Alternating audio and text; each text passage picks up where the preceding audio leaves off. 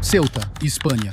2026 metų Liepos 30 diena. Moteris filmuoja pro savo namų langą ir gali tik kartoti tą pačią frazę. Dieve mano, Dieve mano. Dieve mano, Dieve mano, mano gyvenimo Dieve. Ten apačioje žmonių eilė dengia visą bangolaužį ir juda į jūrą. Šimtai žmonių plaukioja aplink tvorą, kuri baigėsi vandenyje. Per artimiausias 24 valandas 50 000 žmonių įžengs į šį miestą. Miestas, kuriame gyvena 83 000 gyventojų. Ir štai detalė, kurios beveik niekas nepastebėjo. Tai yra labiausiai saugoma Europos siena.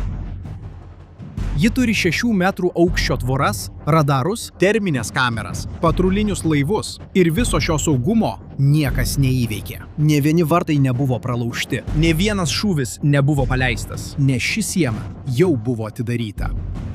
Ir ją atvėrė ne tas, apie kurį jūs galvojate.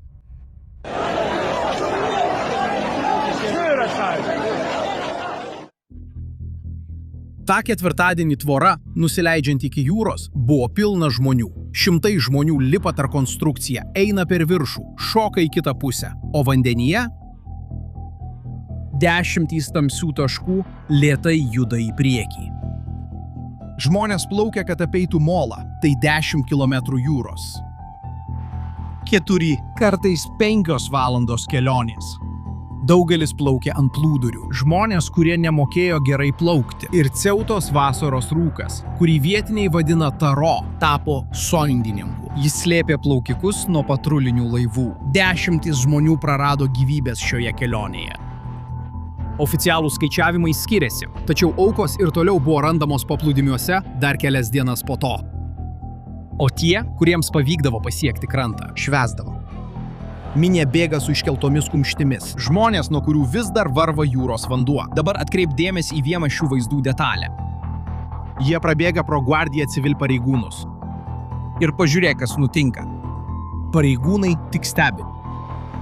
Ginkluoti, apmokyti, tarnyboje, visiškai sustoja. Ir tada kyla klausimas. Kodėl niekas neveikia? Įsimink šį klausimą, nes atsakymas yra šios istorijos širdis.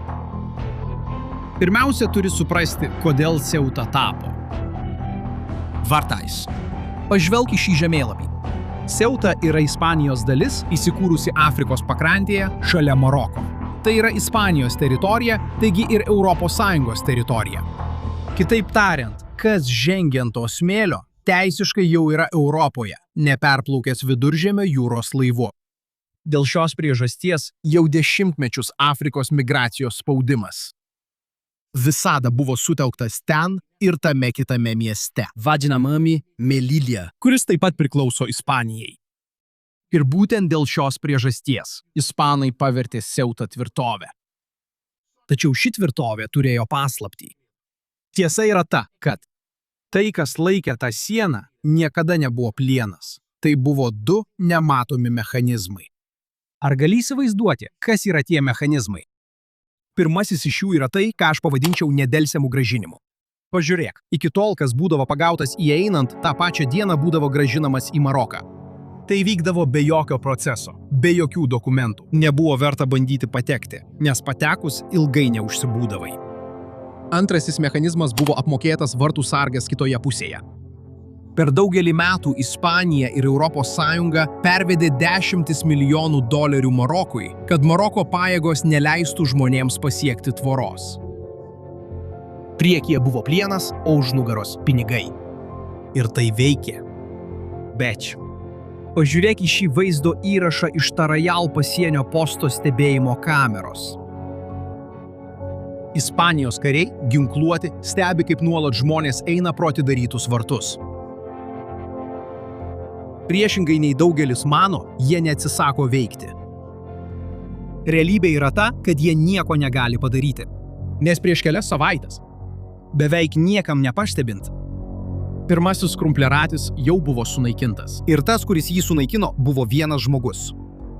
Tačiau jo istorija neprasideda šiuose savaitėse. Ji prasideda beveik prieš 2 metus. 2024 m. lapkritis. Alžyrietis sulaikomas jūroje kartu su 2 kitais žmonėmis, bandydamas nuplaukti į Ceutą. Jis tą pačią dieną perduodamas Marokui, kaip ir tūkstančiai prieš jį.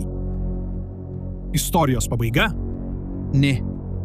Nes šis vyras padarė tai, ko beveik niekas nedarė. Jis padavė Ispaniją į teismą.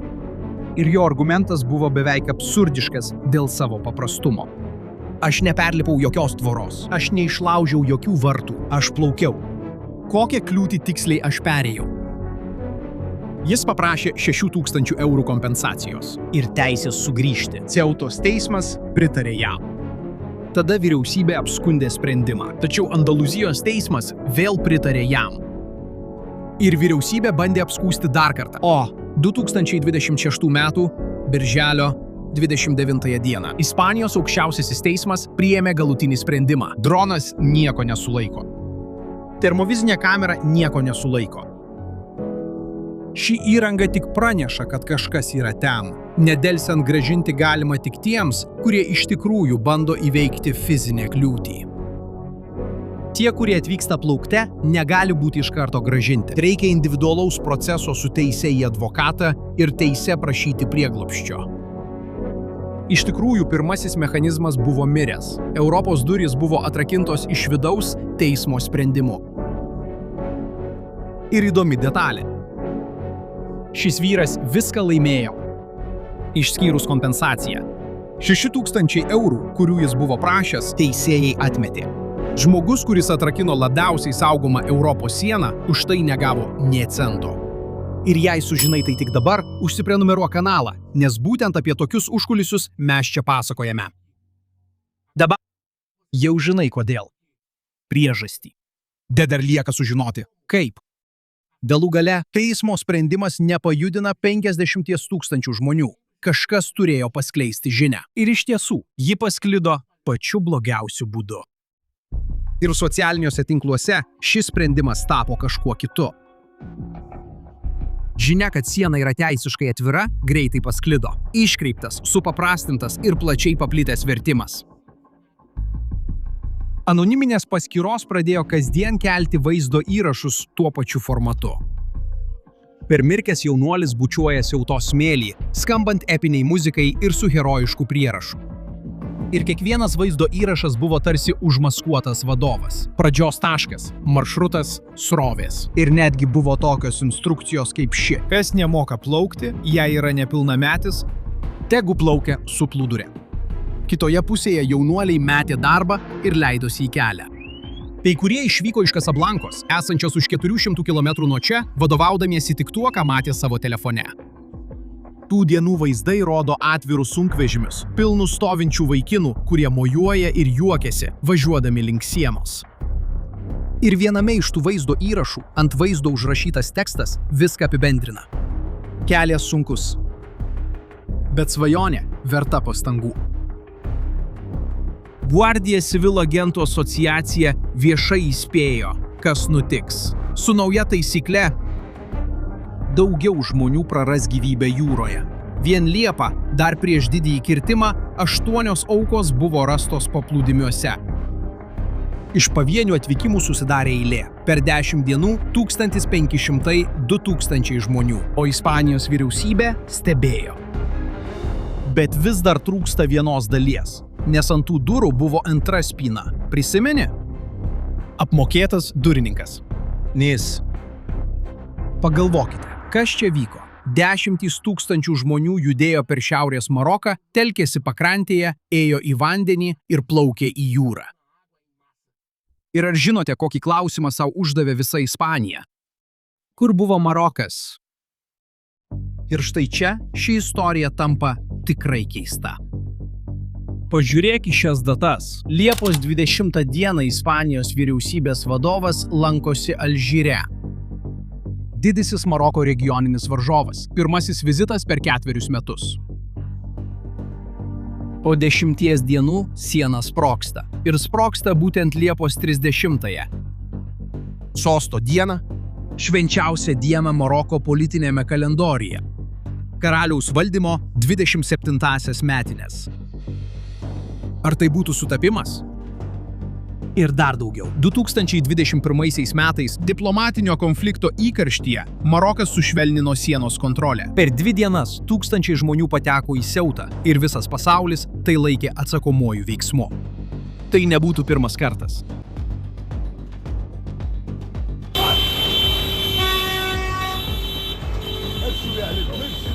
O dabartiniai vaizdai rodo pilnus sunkvežimius, važiuojančius link sienos. Net ispanai tai vadino karaliaus surežisuotų žygiu. Bet neskubėk su šiuo kaltinimu, nes kita pusė taip pat turėjo savų kozirių. Maroko pajėgos naktį po nakties susidūrė su miniomis pasienyje. O Maroko spauda atsakė kitų įtarimų. Žinučių grupė, kuri sukvietė žmonės kirsti sieną, nurodydama susitikimo vietą ir laiką, administravo Alžyro numeris.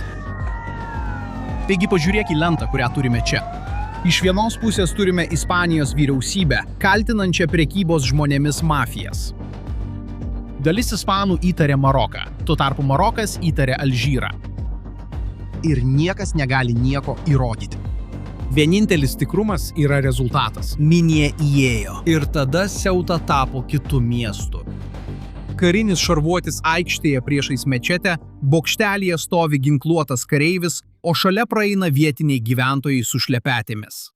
Uždaryti supermarketai su grotomis, prie durų stovi policija, sauganti parduotuves. Neramios nakties valandos, pranešimai apie degančias transporto priemonės ir apiplėštas parduotuves. Gatvės padengtos nuolaužomis.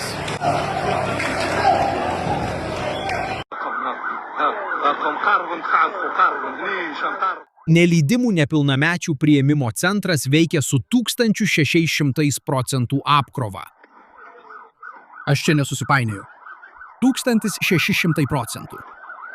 Kai Pedro Sančesas, Ispanijos vyriausybės vadovas, išlipo iš automobilio mieste, jis buvo sutiktas švilpimu ir šūksniais "Gana".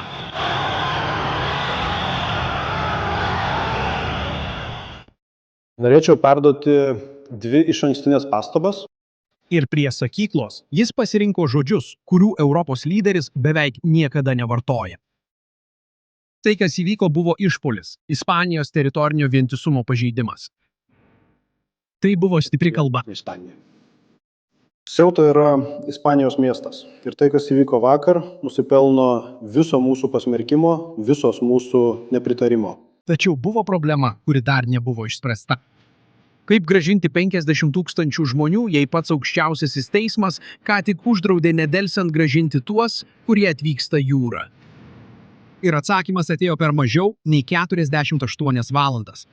Žaibiškas susitarimas su Maroku. Buvo mobilizuoti autobusai, konvojai, atidaryti vartai priešinga kryptimi.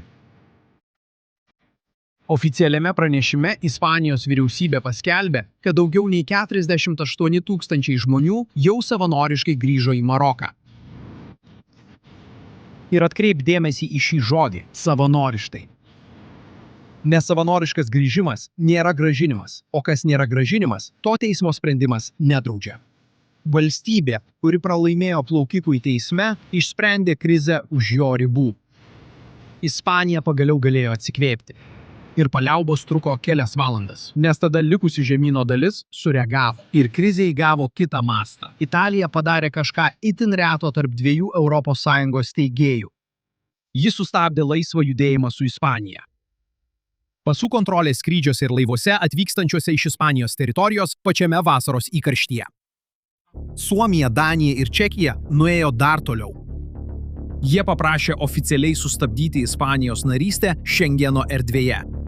Tai susitarimas, kuris jau dešimtmečius palaiko Europą be vidinių sienų.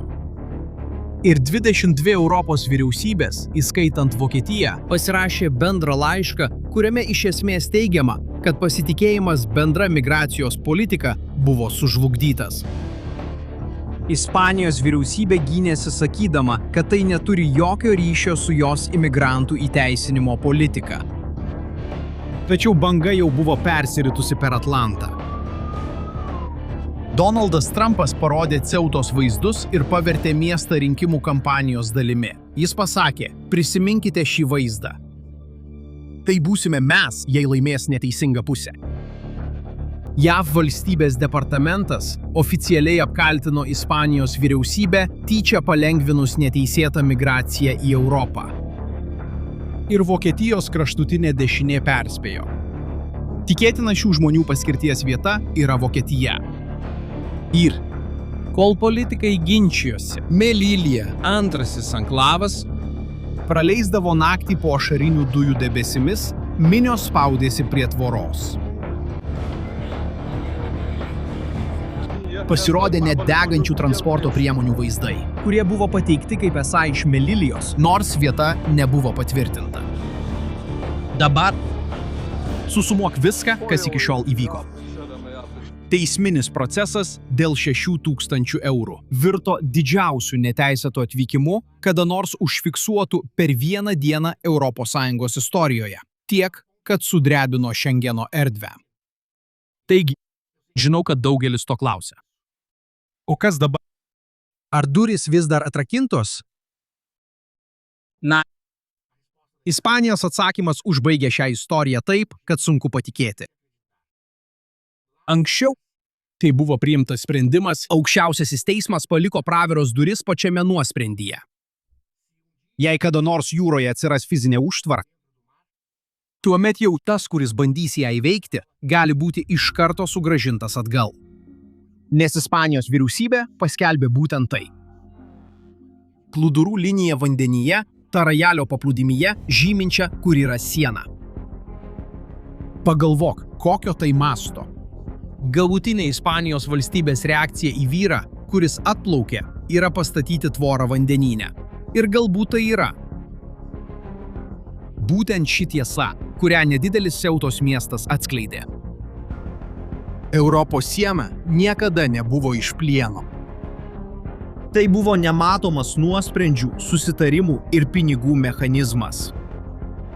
O dabar visas pasaulis pamatė, kaip jis veikia. Ir pamatė, kad jis gali sugesti.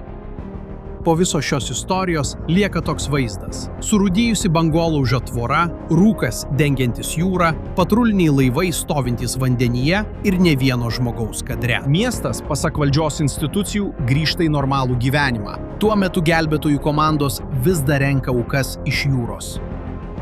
Plūdurų vis dar nėra. Sprendimas vis dar galioja. Melilila vis dar patiria spaudimą. Ir 22 vyriausybės laukia ES atsakymo. Ši istorija dar turės naujų posūkių.